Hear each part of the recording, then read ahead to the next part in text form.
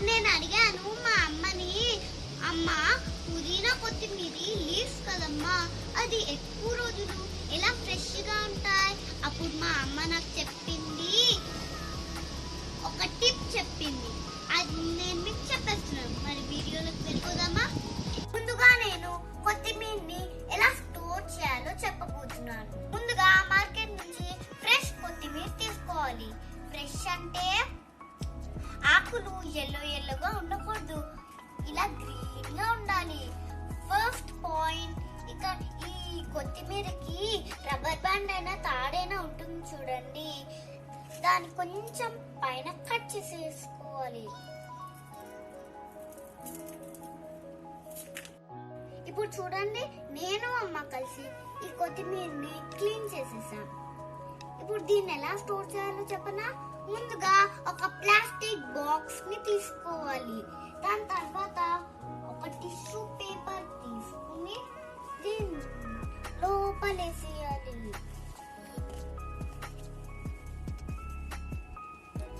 దాని తర్వాత ఈ కొత్తిమీర అంతా దీంట్లో వేసేసుకోవాలి. ఇదంతా చెత్త.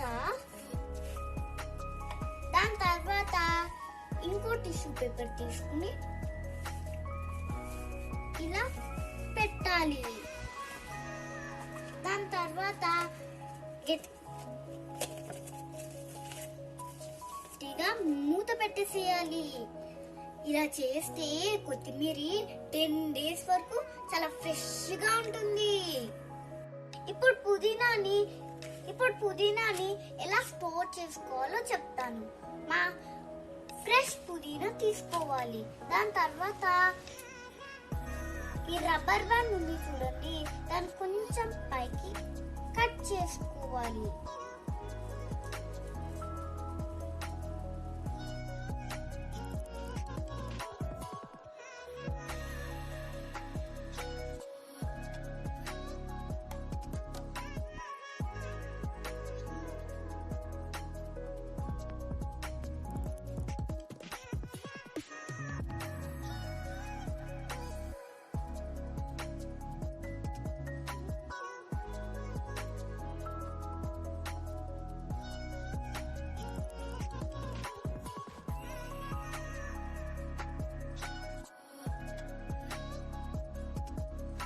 అమ్మయ్య, పుదీనా క్లీన్ చేయడం అయిపోయింది.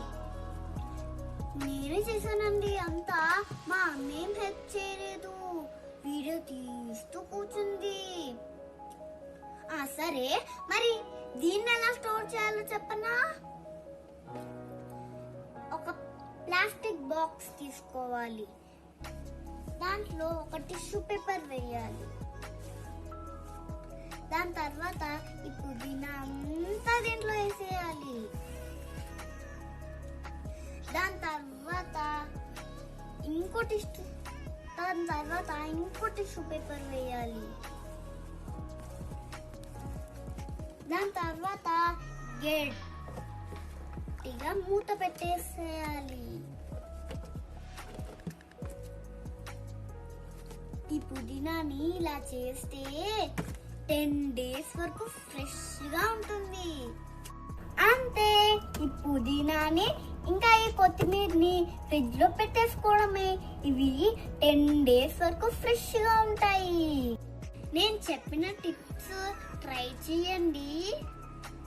మరి నేను ఫస్ట్ టైం కిచెన్ టిప్ చెప్తున్నా కదా, నా వీడియోని లైక్ చేయండి, అందరికి షేర్ చేసేయండి, నా ఛానల్ని సబ్స్క్రైబ్ చేయండి. బాయ్.